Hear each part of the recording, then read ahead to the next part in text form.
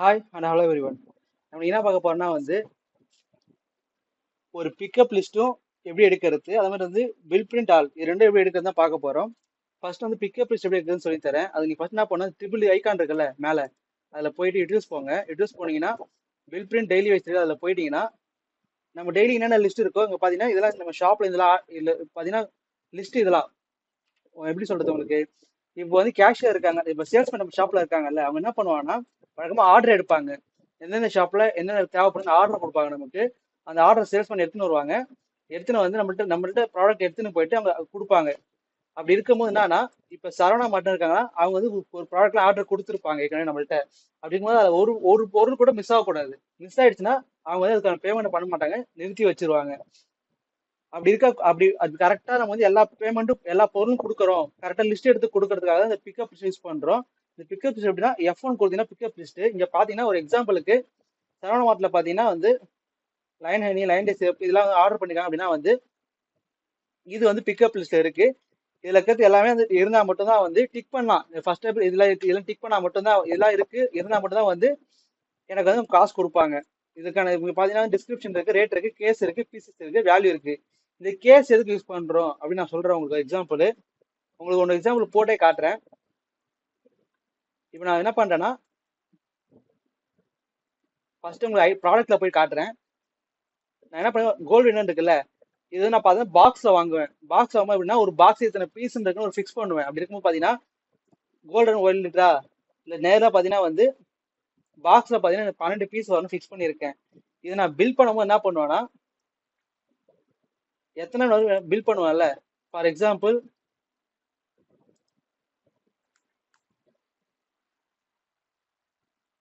இப்ப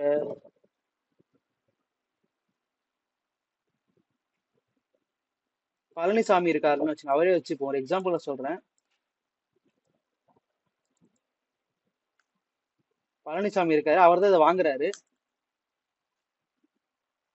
கோல்டு வினர் இருக்குல்ல வாங்குறாரு.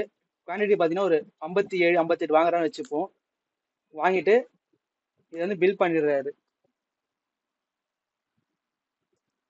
இப்போ நான் போய் அது பிக்கப் லிஸ்ட்ல காட்டுறேன் உங்களுக்கு.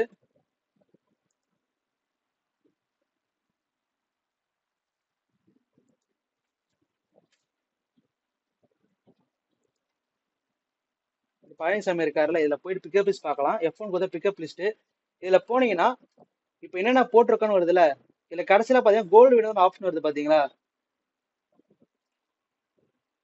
இந்த பாத்தீங்கன்னா கேஸ்ல பாத்தீங்கன்னா 4 கேஸ் 10 பீஸ்னு வருது. அதாவது 4 கேஸ்ல 12 பீஸ்.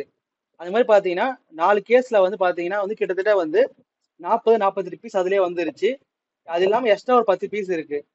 அந்த மாதிரி உங்களுக்கு ஒரு பீஸை எடுத்து கொடுக்காம கேஸ்ல இத்தனை கேஸ் மொத்தமா வந்ததுனால பீஸ் எடுக்க தேவையில்ல, பாக்ஸ் எடுத்து வச்சிருவாங்க. இதான் கேஸுக்கான யூஸ்.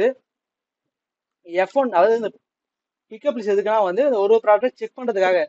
இவங்க இது இங்க பாத்தீங்கன்னா இவங்க இதெல்லாம் கேட்டிருக்காங்க, அதுவும் செக் பண்ணி கொடுக்குறோம்ல, அதுக்காக தான் இது. இதுல இப்படி கொடுத்தோம்னா ஒரு ப்ராடக்ட் கூட மிஸ் ஆகாது லிஸ்ட்ல, அதுக்குதான் இது. அடுத்து என்னன்னா பிக் பில் லிஸ்ட் வரும். அதாவது எல்லா இப்ப 5-6 அந்த ஏரியா போற சேல்ஸ்மேன் பாத்தீங்கன்னா 5-6 ஷாப் இருக்கும்.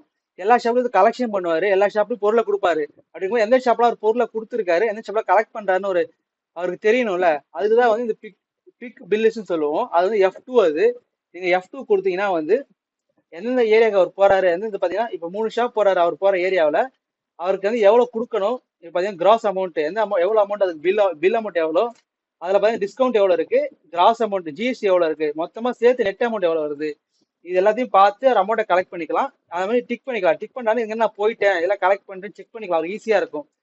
இதுக்குதான் பிக்கப் பிக்கப் பில் யூஸ் பண்ணுவோம், பிக் யூஸ் பண்ணுவோம். அடுத்து என்னன்னா பில் பிரிண்ட்.